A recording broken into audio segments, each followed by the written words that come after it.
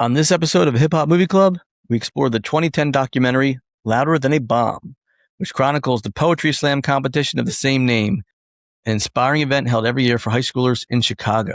This was really enjoyable to watch. I like stories like this. I like stories where you see the youth striving to do something better than the stereotypical BS that you see on social media with them going crazy. And these guys really had their heads together. They were on a path to do something great.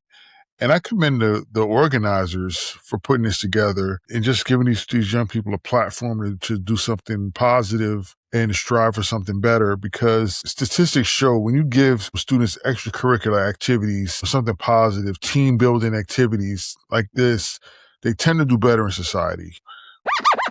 I wrote this down. The most hip hop thing you could do is to not be afraid about being un-hip hop. That said it all for me. And that's kind of like why we're drawn to like the native tongues, like De La Soul and Tribe Called Quest, right? Have your own unique style and flair, almost be more intelligent about the way you do things, right? Mm-hmm. Mm-hmm. Yep. Thoughtful. Yeah, because there's expressing yourself, but then there's expressing yourself in rhyme in front of hundreds of people at that age. It's more than impressive.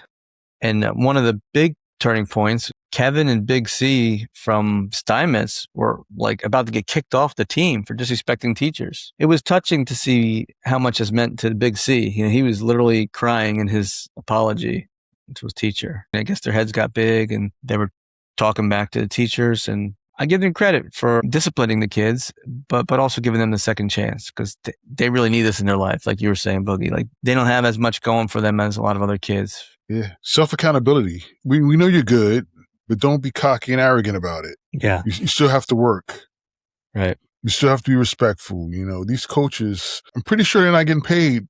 If they are getting paid anything, it will be very minimum. A lot of time and dedication out of their lives to help. Give them that respect that you want in return. I found that like a lot of the young people, they're like, oh, you're disrespecting me, but you're disrespecting me. But yeah, they're not disrespecting you. They're trying to teach you the ways of the world and how life goes, and you're taking it as disrespect by being disrespectful to them. That's not how it goes, you know. I say it all the time, discipline your children or someone else will. Yeah. And they were lucky that the coaches disciplined them, but they weren't harsh on them. They gave them grace so that they realized their mistakes and gave them a second chance. There was one part that Coach Sloan said something that really resonated with me. Just paraphrase it real quick. He said, the greatest and most aggravating thing about being a teacher is seeing the potential in a kid and seeing that they can do great things and trying to convince them that you're not crazy.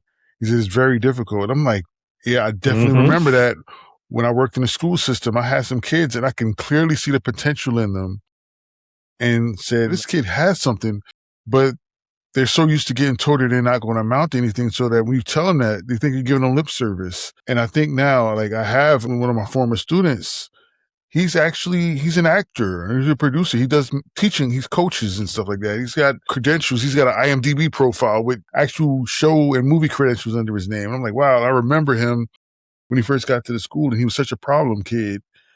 And I remember they had a competition at the main high school.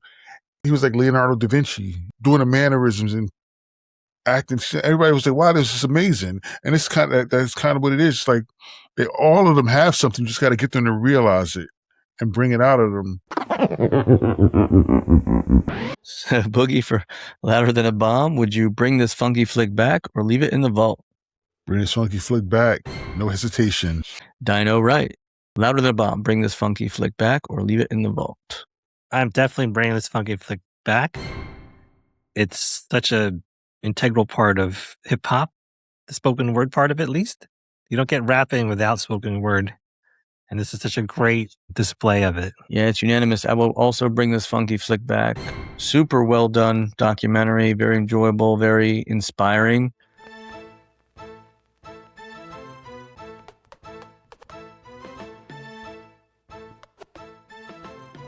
Thank you for tuning in to the Hip Hop Movie Club, the show for serious hip hop fans who want to deepen their cultural knowledge.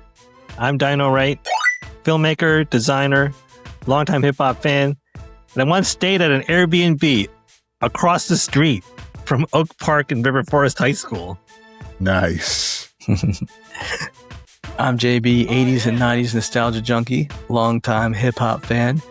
And did you know that Whitney Young Magnet High School not only produced Nate Marshall, but also Michelle Obama, Jennifer Hudson, and Craig Robinson, among others? Hey, those are the magnet schools, man. Gotta love it. I'm a magnet school kid. And I'm Boogie, a DJ, longtime hip-hop fan. And this documentary took me way back to the days of Def Poetry Jam, the spinoff of Def Comedy Jam. If you know, you know. Mm-hmm. Check them out. And remember, don't hate, orate, of course. Hey, there you go. Hey, of course. These kids. But of course. But of course. Definitely come to our screening of Louder Than a Bomb on April 22nd with a special performance by Baby the Poet of Tribes and Vibes. So come out and be inspired.